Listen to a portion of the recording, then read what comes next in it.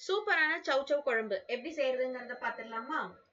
அதுக்காக சின்ன வெங்காயம் 10ல இருந்து 12, தக்காளி 2, தேங்காய் ஒரு 1/4 மூடி அளவுக்கு, இது எல்லாத்தையுமே ஒரு மிக்சர் ஜார்ல சேர்த்து நம்ம நல்ல ஒரு ஃபைன் பேஸ்டா அரைச்சு எடுத்துக்கலாம்.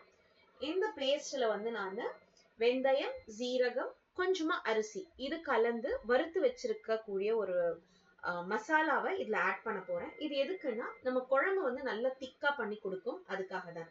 அரிசி எல்லாம் கலந்து இருக்கிறதுனால ரொம்ப சூப்பரான டேஸ்ட்ல திக்கா வரும். ஒரு கடாயில நம்ம 3 டேபிள் ஸ்பூன் எண்ணெயை ஆட் பண்ணிக்கலாம். இந்த எண்ணெய் சூடானதுமே இதுல வந்து ஒரு 4 பச்சை மிளகாயை ஆட் பண்ணியிருக்கேன். காரத்துக்கு ஏற்ப இது கூட குறைய நம்ம ஆட் பண்ணிக்கலாம்.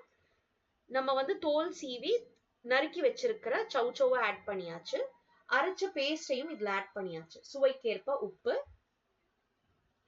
1 teaspoon chilli powder, 1/2 teaspoon turmeric powder, 1 teaspoon coriander powder. இந்த குழம்புக்கு தேவையான அளவு தண்ணி 1 கப் ஆட் பண்ணியிருக்கேன். இந்த சௌசௌல இருந்தும் குக் ஆனதுக்கு அப்புறமா நிறைய தண்ணி ஊறி வரும், அதனால 1 கப் அளவுல இந்த ஸ்டேஜ்ல நான் ஆட் பண்ணியிருக்கேன்.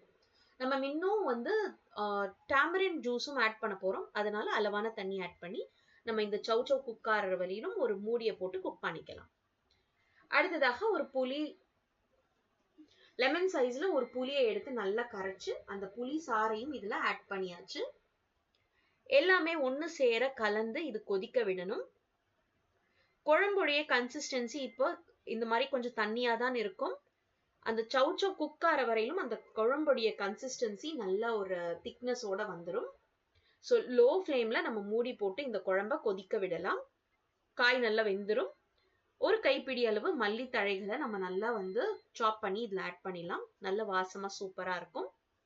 ஸோ நல்லா கொதிக்க வச்சு இறக்கணும் அப்படின்னா சூப்பரான சௌசௌ குழம்பு ரெடி. சாதத்தோட சர்வ் பண்ணுங்க.